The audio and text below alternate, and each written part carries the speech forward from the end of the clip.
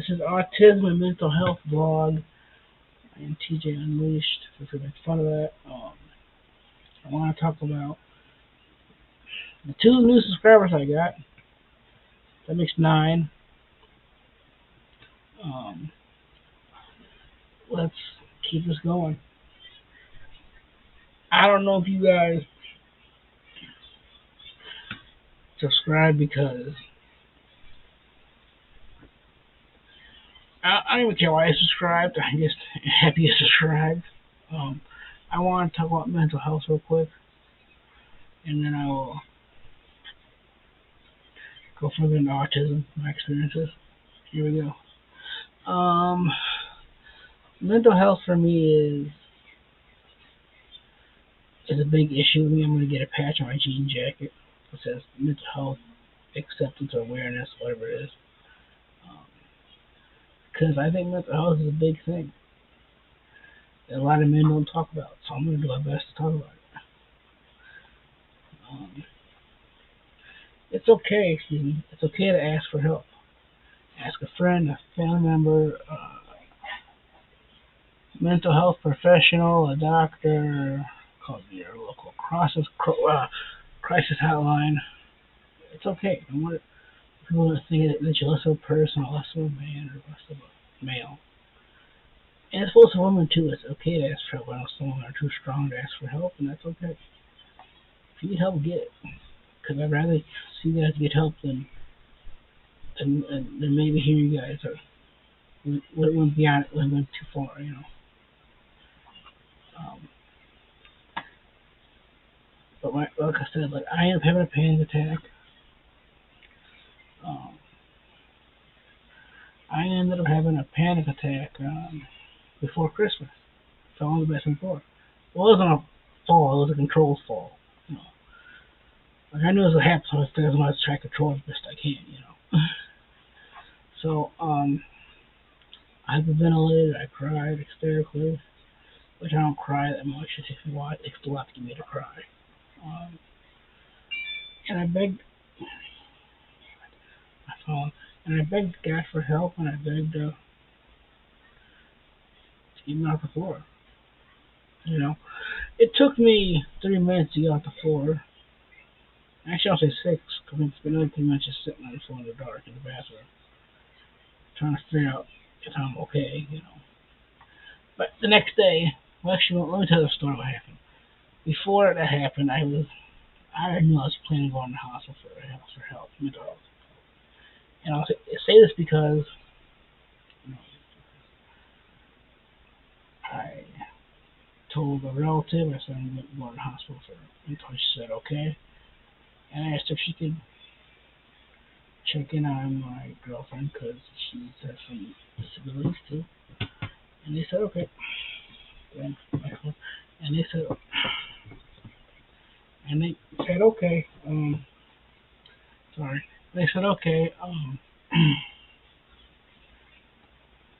So then I called my girlfriend in the bedroom and she told her that I just said to my relative. And then within a minute after talking to her, my stomach was going to explode. I was having an ulcer. I was really having a really bad time. And I ended up in the bathroom for 6 minutes. So I went to the next day. I went to my therapist, and the therapist said, "You don't need to go to the hospital just yet, because it happened yesterday. And you can't just go to the hospital. You don't need to go to the hospital yet because it happened yesterday. You're okay now, for the most part.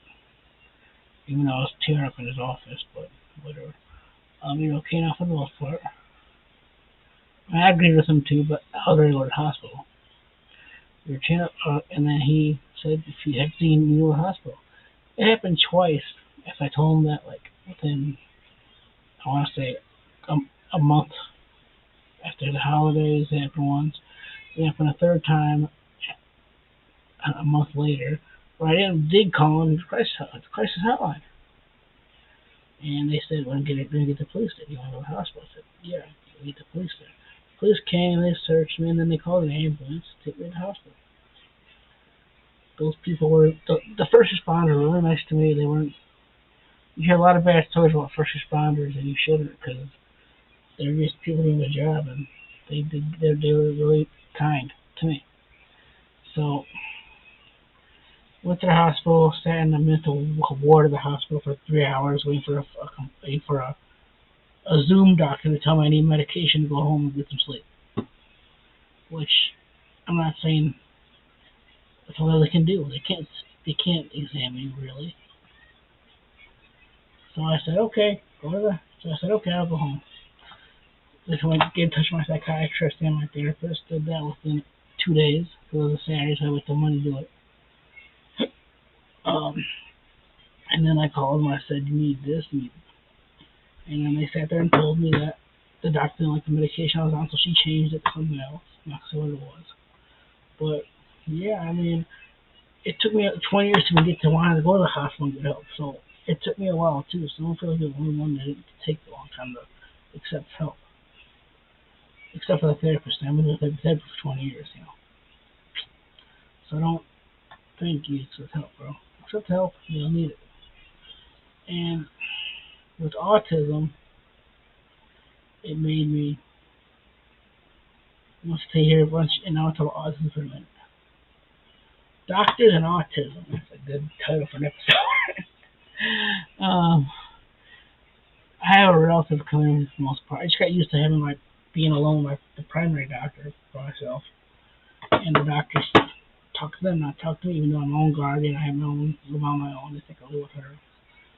And autism is, doctors understand autism because they read what's in the text, but they don't actually. A lot of them read what's in the textbook. They don't read what's in whatever. And it's not their fault. I mean, if you don't deal with it, you don't deal with it. You know how to deal with it. I mean, you know. But anyway, that's our next episode, Doctors and Autism. That's just the entrance of it. Alright, see y'all later. And remember, your life matters, and it's okay to ask for help.